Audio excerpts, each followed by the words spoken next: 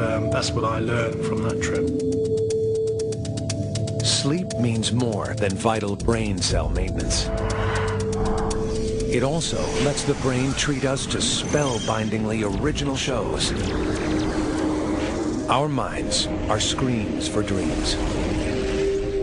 No one can know for sure why we have these mystifying nightly visions. Some say dreams let us unlock the brain's awesome potential.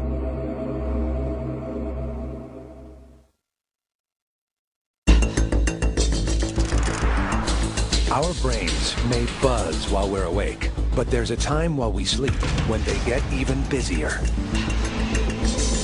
It's when our body is perfectly still, when practically every area of our brain comes alive. That's when we dream. But there's only one part that virtually shuts down: our logic center. Unrestricted by reason, our dreaming brain can wander infinite and fantastic worlds that it creates. It's a human potential to have dreams which are like a virtual world in which we can simulate any imaginable experience. Behind closed lids, our eyes flicker wildly in time to our dreams, hence the term rapid eye movement, or REM sleep. During REM sleep, our brain grows so busy that blood flow to it nearly doubles. So that we can't act out our dreams, our brain sends signals to the spinal cord, temporarily paralyzing our limbs. It may feel as if we dream all night, but we dream in bursts, a few minutes at a time. Yet in a lifetime, we'll spend 6 years dreaming. Dreams do more than entertain our brain. They are part of the job of storing memories.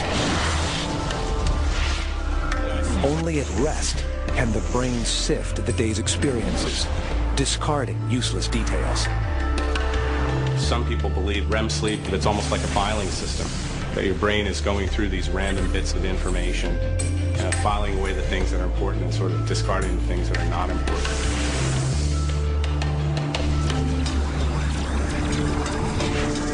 Events occurring while we're awake are only stored in temporary memory. In dreams, we throw away irrelevant material and file useful information into permanent storage. We know that when you go to sleep at night, especially during REM sleep or dreaming sleep, that's when your memories are consolidated. That's when you learn more things. In fact, it's very clear that if you study and then sleep, you're going to do better on the test the next day. As opposed to what most people do is, let's stay awake cramming and take the test. That sleep is critical for memory and learning.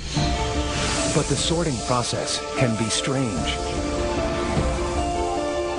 With no logic to impose order, thoughts can collide, unleashing creativity, generating fresh ideas. This may explain how some great minds work. Einstein's dream of traveling on a sled at the speed of light influenced his theory of relativity. Nobel Prize winner Niels Bohr revolutionized physics when a dream of horses offered a clue to atomic structure. And artist Salvador Dali described his surreal work as hand-painted dream photographs. Dreaming pays off, even for space technologists. While dreaming, NASA designer Bruce Damer cracked a problem that had bugged him for months: how to build a permanent moon base. There were all these elements. How do you shield astronauts from radiation? How do you have them use local resources, maybe get oxygen out of the lunar surface material? And so I basically absorbed all this stuff for months. And then one night I consciously said, okay, everything's in there, go for it. You know, boot up the dream processor and give me something. That night, brain unbound, Bruce found his answer. Robots, sent in a space vehicle, could land on the moon and build a base, even before astronauts left Earth. When he woke, he began sketching. And the people at NASA liked the idea. The NASA civil servants who have written reports about how innovative the work is and how forward-thinking it is. And I credit this to sort of the unfettered world of dreams.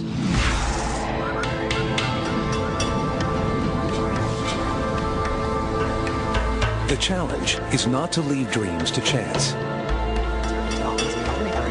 We may be able to harness the sleeping brain's power by using a technique called lucid dreaming. Typically, lucid dreams happen when you're in a dream and some oddity occurs and you start to wonder, what's going on? Why are you floating up in the air? How do you do that? Oh, because it's a dream. The key is to learn how to know that you're dreaming without waking. The next step is to take the dream where you want it to go. To help, Stephen LaBerge made an ingenious mask. Inside, sensors detect rapid eye movement. The mask flashes a light, bright enough to pass through your eyelids, but not bright enough to wake you up. It's a gentle signal that you're dreaming. With practice, you can steer your dreaming brain, guiding your mind into uncharted territory. There are many different kinds of applications of lucid dream. For example, if you're an artist, want a new painting idea, you walk into the next room with the thought that there will be a new painting on the wall there, and what do you know, there is the painting.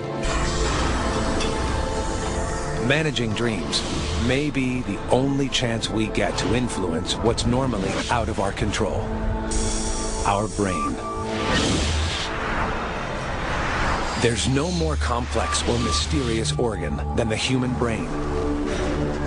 It runs our lives, conscious and unconscious, often pushing us in directions of its own choosing. A 3-pound universe whose mysteries we are only starting to reveal. It's a journey of scientific exploration that could unlock potential we can't yet see, pushing our bodies to new limits.